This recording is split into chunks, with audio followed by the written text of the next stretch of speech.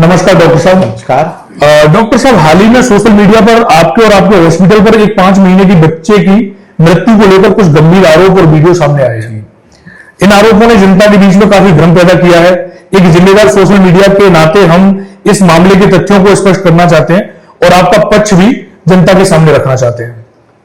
मैं डॉक्टर प्रखर मोहनिया हॉस्पिटल का संचालक, मैं और अभी सभी समस्त स्टाफ की तरफ से एक संवेदना प्रकट करना चाहता हूं। हम बहुत दुखी हैं कि एक मासूम 5 महीने का बच्चा, जिसके लिए हमने बहुत हर संभव प्रयास किया कि उसकी जान को बचाया जा सके, लेकिन उसकी जान को हम नहीं बचा सके। हमें मालूम है किसी 5 महीने की बच्चे का जान से चले जाना उसके घर वालों के लिए कितना दुखदाई होता है।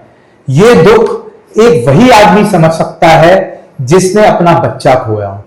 हम इस फील्ड में पिछले 35 सालों से हैं और हमें पता रहता है कि एक बच्चा कितना जरूरी होता है। हम सब भी माँ बाप हैं, हमारे भी बच्चे हैं। अगर हमारे बच्चे को बुखार भी आ जाता है, हम भी वही दुख महसूस करते हैं कि हे मेरा बच्चे को जल्दी सही करो। ऐसे ही जब किसी और का भी बच्चा जब हमारे पास आता है, जब हम उसे स्टेटो लगाता हूं या हम उसे देखते हैं, तो ऐसे देखते हैं कि जैसे हम खुद के अपने बच्चे को देख रहे हैं और हमारा पूरा हर संभव प्रयास रहता है कि बच्चे को कैसे भी करके जल्दी से जल्दी सही किया जाए।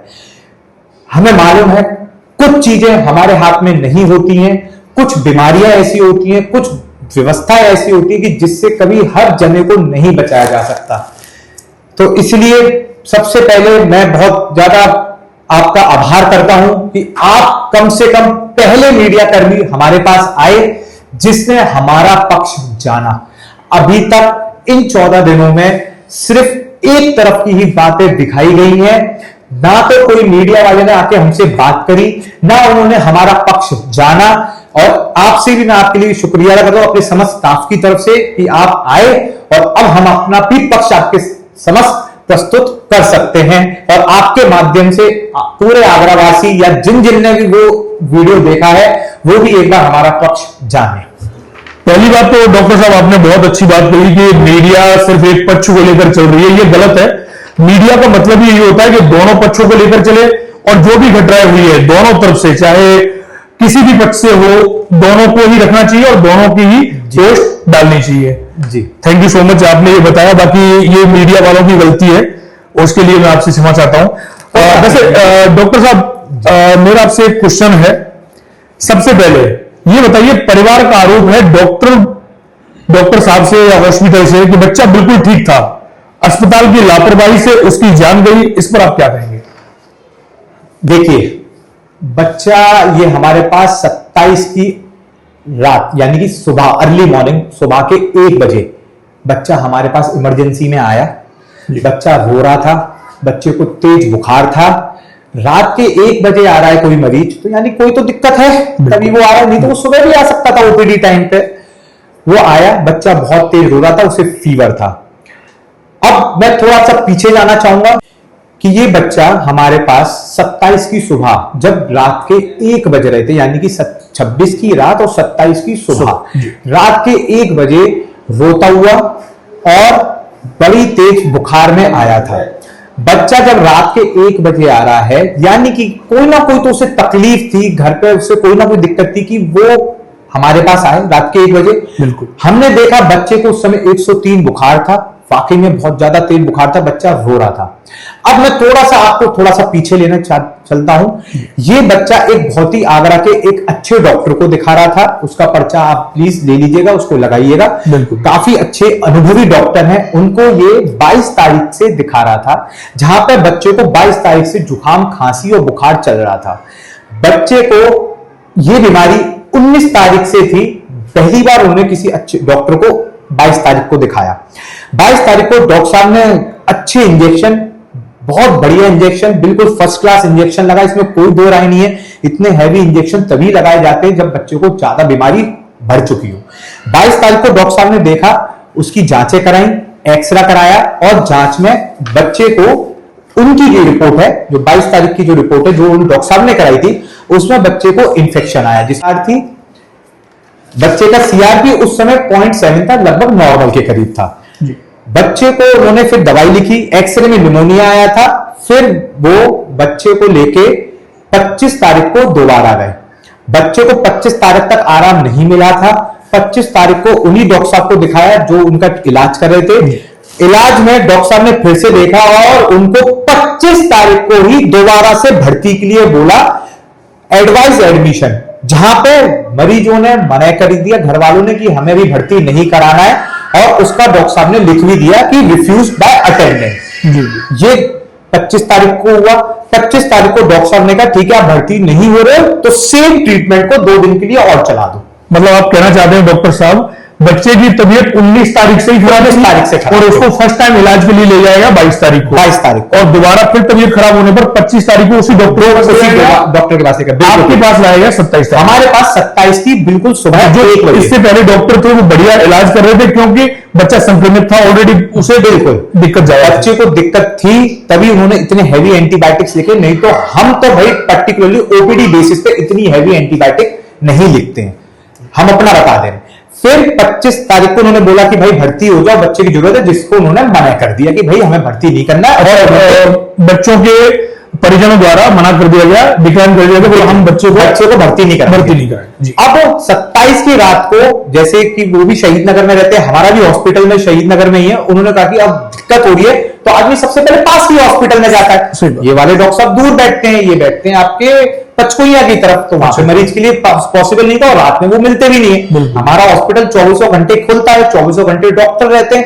तो उन्होंने डॉक्टरों ने देखा, उसको एग्जामिन किया, जहां पे उसको तेज बुखार, और उसके लिए उसको परिजनों के आग्रह करने पर एडमिट कर दिया। हमने 27 की सुबह ही दोबारा से उसकी रिपोर्टें कराई। रिपोर्ट के मुताबिक जो खून पहले 9 ग्राम था, हमारी रिपोर्ट में केवल 7 ग्राम आया, खून 2 ग्राम और कम हुआ।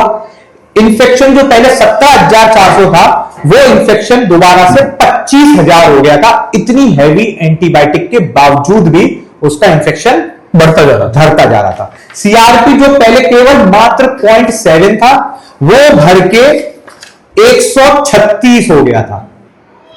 यानी कि ये सारी चीजें दिखाता है कि बच्चे के शरीर में इन्फेक्शन पहले के कंपैरिजन में बढ़ गया था।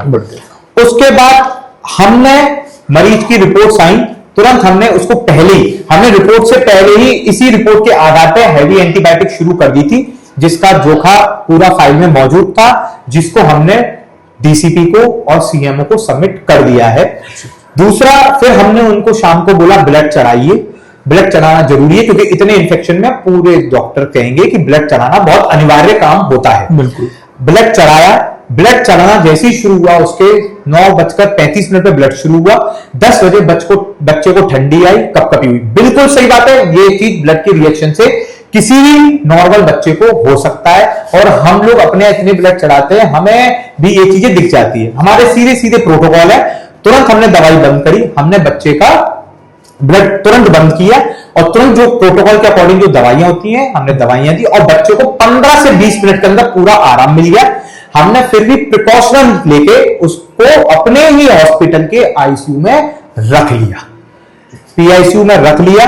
बच्चे को बुखार लेकिन उतर नहीं रहा था, क्योंकि सीआरपी इन्फेक्शन बहुत ज्यादा था। इन्फेक्शन बुखार उसको एक बीच में आ रहा था, और 102 103 तक भी जा रहा था। फिर पीआईसीयू में हमने बच्चे को रखा। बच्चा वहां पे 1 घंटा 15 मिनट तक बिल्कुल ठीक रहा है। उसकी वीडियो भी है, सारी सीसीटीवी फुटेज है। आपसे वो है अनुरोध है, आप चाहें तो उस सीसीटीवी फुटेज बिल्कुल होना चाहिए, मैं समझ आप बिल्कुल लगा दीजिएगा।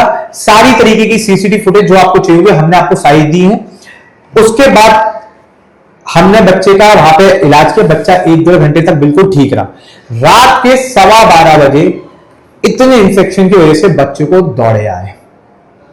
घर वालों ने उस समय एकदम से हंगामा चालू कर दिया कि अरे अरे हमारे बच्चे को देखो, जल्दी देखो, इलाज करो, नहीं तो हम देख लेंगे। इस तरीके से डॉक्टर पे दबाव बनाया जल्दी से देखने का।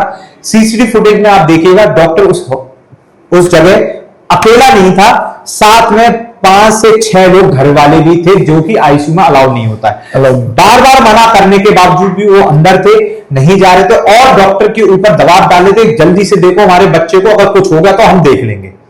इधर से उधर उन्होंने फोन करना शुरू कर दिया कि हमारे बच्चे को ब्लड से ये हो गया, जबकि ब्लड से तो जो होना था हुआ, तो उसका बच्चा ठीक हो गया था। फिर तो जो बीमारी थी वो से बीमार कर रही थी। बच्चे को दौड़े के लिए हमने दवाई शुरू करी, 12:15 तक उसके दौरे नहीं रखे। घर वाले, ठीक है मैं मान सकता हूं कि वो घबराए हुए थे, डरे हुए थे, चिल्ला रहे थे, लेकिन हाँ डॉक्टर के ऊपर दबाव नहीं डालना चाहिए था। जिस हिसाब से वो चीख रहे थे कि हमारे बच्चे को सही करो जल्दी, नहीं तो देख लेंगे, इस तरीके से डॉक्टर पे दबाव। फिर डॉक्टर ने ये कहा कि भैया आपको कहीं और ले जाना है तो किसी और हॉस्पिटल में ले जाओ तुरंत। बच्चे को वो बकायदा उठा के लेके गए और हमने बोला कि भाई पास में उपाध्याय हॉस्पिटल है, वहां पे अगर बाई चांस जरूरत पड़ती मशीन की वहां पे रख लिया जाएगा। लेकिन डॉक्टर ने फिर उनको रेफर किया, फिर वो अपने दूसरे हॉस्पिटल में लेके चले गए। अब रास्ते में, क्योंकि दवाई तो चलनी थी बच्चे की, वो तुरंत हड़बड़ी में ले गए। रास्ते में या दूसरे हॉस्पिटल में पहुंचने के बाद बच्चे की मृत्यु हो गई, इसके बारे में हमें नहीं मालूम, जिसका हमें भी दुख है। लेकिन 15 मिनट के अंदर, सिर्फ 15 मिनट के अंदर कम से कम नहीं तो 20 से 30 लोगों की भीड़ हॉस्पिटल में आ गई। 15 मिनट के अंदर, सिर्फ 15 मिनट के अंदर। कैमरा मौजूद है, 12:35 पे ये हॉस्पिटल से बाहर निकले और 12:50 पे पूरी की पूरी भीड़ आ गई है। 15 मिनट में ये भीड़ कैसे इतनी इकट्ठी हो सकती है? क्योंकि ये लोगों ने डॉक्टर को धमकाने के साथ साथ पीछे से ही फोन करना शुरू कर दिए थे कि तुरंत आओ, इस हॉस्पिटल में ये हो गया, तुरंत आइए। उसके बाद हॉस्पिटल में 10-12 बच्चे और थे एडमिट, प्राइवेट रूम में ऊपर एडमिट थे। ऊपर का इनको नहीं मालूम था तो इसलिए ऊपर नहीं गए। ऊपर के कोई बच्चा हमारा वहीं पे रहे। उस समय डिलीवरी की भी महिलाएं थी, वो भी वहीं नहीं। लेकिन वार्ड में इन्होंने एकदम से भीड़ गई, कैमरे में सीसीटीवी कैमरे मौजूद है, भीड़ में जाके इन्होंने मरीजों से बोला कि यहां से बाहर जाओ, यहां पे मेरा बच्चा भी मार दिया, ये तुम्हारे बच्चों को मार देगा और हम इस हॉस्पिटल में आग लगा रहे हैं। उस डर के बाद से सारे मरीज गए और स्टाफ अपनी जान बचाने के लिए, कोई भी बचाएगा सर, 20-40 लोग आएंगे तो डॉक्टर भी पहले बच्चों को सही करने से पहले अपनी जान के बारे में सोचेगा, पहले बात की बात में। तो इसलिए स्टाफ, जो प्राइवेट रूम का जो स्टाफ था और जो ऊपर का स्टाफ था वो उधर ही रहा। लेकिन और आईसीयू एनआईसीयू में बच्चे थे, कोई स्टाफ वहां से नहीं गया, कैमरे में मौजूद है, स्टाफ वहीं रहा है। हाँ, जनरल वार्ड का स्टाफ जो था वो वहां से अपनी जान बचाने के लिए वहां से निकल के बाहर, हॉस्पिटल के बाहर दूसरे परिसरों में चला गया। अच्छा डॉक्टर साहब, बच्चे के परिजनों का कहना है जी कि बच्चे को जो ब्लड चढ़ाया गया उसका ग्रुप गलत था या ब्लड गलत चढ़ाया गया। सर इल्जाम तो बहुत से लगाए जा सकते हैं, लेकिन आधी नॉलेज या ना नॉलेज होना तो कोई से भी इल्जाम लगा सकती है। सर ब्लड लेना, ब्लड बनाना, ब्लड ग्रुप मैचिंग करना हॉस्पिटल का काम नहीं होता है। हमारा काम इतना होता है कि परिजनों को बच्चे का ब्लड सैंपल दे दें, परिजनों से बोलें कि आप ब्लड बैंक में जाइए, इस सैंपल को दीजिए, ब्लड को क्रॉस मैच करा के जो भी बच्चे का ब्लड है वो लेकर आ जाइए। सेम इसी बच्चे के साथ भी हमने यही कहा कि भैया ये ब्लड बच्चे का सैंपल लीजिए और बच्चे का सैंपल लेके कोई भी आपकी जो ब्लड बैंक है, परिजनों ने हमसे पूछा कि डॉक्टर साहब यहाँ पे कौन कौन सी ब्लड बैंक है, हमें आज तक कभी जरूरत नहीं पड़ी है। तो हमने बोल दिया कि भैया 100 फुटा रोड पे अमृत ब्लड बैंक है, आगे ओम ब्लड बैंक है। हमने उसको स्पेशली ये भी बोला था कि पुष्पांजलि के बगल में समर्पण ब्लड बैंक है, वहां से जाके कहीं से भी लेके आना चाहो ले जाओ। तो परिजनों ने सैंपल लिया, खुद से गए हैं, ब्लड क्रॉस मैच करवाया है, ब्लड बैंक से ब्लड खुद से ही लेकर आए हैं और वही ब्लड हमने चढ़ाया है। हमने कोई भी अपनी तरफ से ब्लड नहीं चढ़ाया, ना हमारे पास ब्लड होते हैं ना हम चढ़ाते हैं।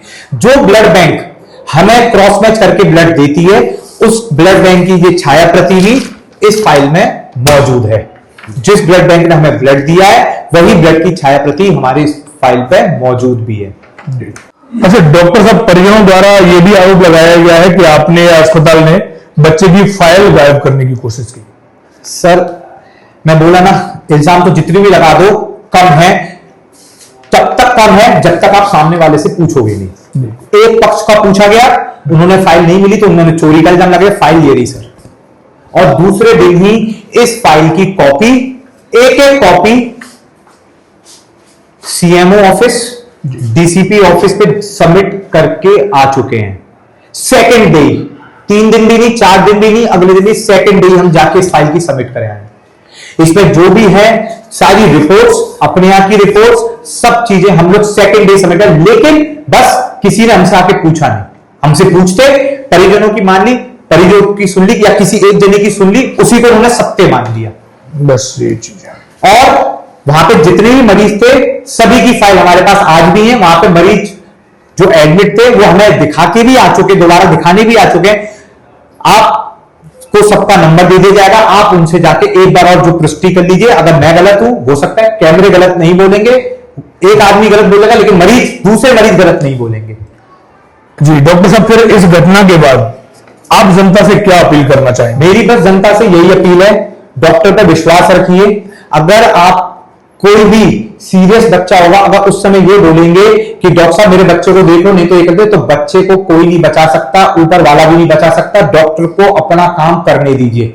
आज की तारीख में हालत ये होते हैं, अगर मेरे पास कोई सीरियस मरीज आता है, अगर मुझे लगता है कि ये अगर मैं 1 घंटा निकाल दूं मैं इसे बचा सकता हूं, मेरे हाथ कब कपाते हैं, मेरे हाथ कब कपाते हैं इस चीज को देखे कि यार इस बच्चे को मैं बचाऊं या पहले अपने आप को बचाऊं। ये हालत हो रही है, और ये मेरे साथ ही नहीं हो रही है, ये आगरा के मौजूदा 90% डॉक्टरों के साथ हो रही है। आगरा में कोई भी डॉक्टर इमरजेंसी नहीं ले रहा है, वो सीधे या तो जयपुर भेज रहा है या दिल्ली भेज रहा है। ये नहीं कि आगरा में किसी चीज की कमी है, मेरे यहां भी 3-4 वेंटिलेटर है, मैं भी वेंटिलेटर चलाता हूं, लेकिन वेंटिलेटर पर रखने से पहले सबसे पहले ये सोचता हूं कि मरीज को मैं रखूं या इसे आगे भेजूं। बस मेरी आगरा की जनता से और जो लोगों ने वो वीडियो देखा है उनसे ये है कि डॉक्टर पर विश्वास करें। कोई डॉक्टर किसी भी जने की हत्या करना नहीं चाहता है, हर जना चाहता है कि उसके यहां जो कोई भी पेशेंट आया है वो सही होके जाए। मेरा बस आपसे भी यही निवेदन है कि आपको फिर से मैं धन्यवाद दूंगा अपनी तरफ से भी, हॉस्पिटल की तरफ से, कि कम से कम पहले जने हमारे पास आए जिन्होंने हमारा भी पक्ष जाना। जैसा कि आप सभी को पता चला डॉक्टर साहब के माध्यम से, और एक तरफ परिजनों ने जो आरोप लगाए थे उनके ऊपर, वो भी आपने देखे होंगे सोशल मीडिया के जरिए से, बाकी आपने डॉक्टर साहब का बयान भी सुना। तो जहां तक मैंने डॉक्टर साहब से जानकारी ली, यहां आसपास के लोगों से जाना, तो पता चला 35 साल से ये हॉस्पिटल गरीब और मजबूर लोगों की भी सहायता करता है और बहुत ही अच्छा इलाज चल रहा है। कहते हैं ना कि अगर किसी डॉक्टर ने बच्चे का या फिर किसी मरीज का इलाज अच्छे से कर दिया, उसका जीवन दान दे दिया, तो वो डॉक्टर भगवान के समान हो जाता है। और किसी डॉक्टर के माध्यम से या फिर दुर्भाग्यवश पूर्ण किसी भी परिजन या फिर मतलब किसी भी मरीज की कोई भी इंसिडेंट हो जाता है मरीज के साथ, तो वही डॉक्टर उनके लिए सबसे बड़ा क्रूर इंसान बन जाता है। तो आप सभी से मेरी सिर्फ इतनी सी रिक्वेस्ट है, जो भी वीडियोस देख रहे हैं, मैं सिर्फ इतना ही कहना चाहता हूं, किसी भी वायरल पोस्ट या फिर आधे अधूरे तथ्यों के आधार पर किसी भी डॉक्टर या अस्पताल के प्रति अपनी गलत धारणा न बनाएं। Thank you so much.